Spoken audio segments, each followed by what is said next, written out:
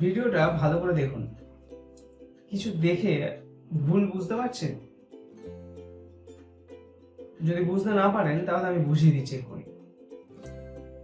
দুটো ইটের মাঝখানে যে জয়েন্ট আছে, সেই মোটার জয়েন্টকে বা মশলার সিমেন্ট বালির যে জয়েন্ট, সেই জয়েন্টের জায়গাতে দেখুন, ভালোভাবে দেখুন, বুঝতে পারবেন যে সেই জয়েন্টের জায়গাটা একদম প্লেন করে দিয়েছে মিস্ত্রি।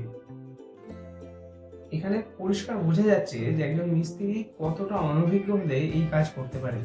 সামান্য একটা ইটের গাঁথনি সেটাও সে করতে জানে না। সেই কারণে এই দুটো ইটের জয়েন্টকে সে একদম প্লেন করে দিয়েছে। অ্যাকচুয়ালি তার উচিত ছিল যে দুটো জয়েন্টকে প্লেন না করে সেখানে র্যাকিং করা। র্যাকিং করার মানে হচ্ছে দুটো জয়েন্টের মাঝখানে একটা গ্যাপ তৈরি করা। সেটা 10 mm গভীর হতে পারে, অনেক ক্ষেত্রে আবার 20 mm পর্যন্ত গভীর হয়। এটাকে বলা হচ্ছে র্যাকিং। এই র্যাকিং না থাকার ফলে অনেক সমস্যা দেখা দেয়। প্রথম হচ্ছে, প্লাস্টার যখন হবে সেই প্লাস্টার কিন্তু ঠিকঠাক ভাবে সেই দেওয়ালের সাথে বন্ডিং হবে না, অর্থাৎ কামড়টা ঠিকঠাক নেবে না। তার কারণ হচ্ছে দেওয়ালের সারফেসটা একদম সমান হয়ে গেছে। সেকেন্ড হচ্ছে, প্লাস্টার এই র্যাকিং না থাকার কারণে ফাঁপা হয়ে পড়ে এবং যার ফলে কিছুদিন বাদে দেখা যাবে সেই প্লাস্টার ছিঁড়ে পড়ে যাচ্ছে। তৃতীয় সমস্যা হচ্ছে, এই র্যাকিং যদি ঠিকঠাক না থাকে তাহলে দেওয়ালে কিন্তু ড্যাম্প হতে পারে, যার ফলে দেওয়ালের যে ইটের যে ক্ষমতা সেটা কিন্তু আস্তে আস্তে হারিয়ে যাবে এবং পরবর্তীকালে পুট্টি বা রং খসে পড়বে। চতুর্থ সমস্যা, প্লাস্টারে ক্র্যাক তৈরি হওয়া। কিছুদিন বাদে দেখবেন প্লাস্টারে ক্র্যাক তৈরি হচ্ছে, তার কারণ এই একই দেওয়ালের সাথে বন্ডিং ঠিকঠাক না থাকার জন্য।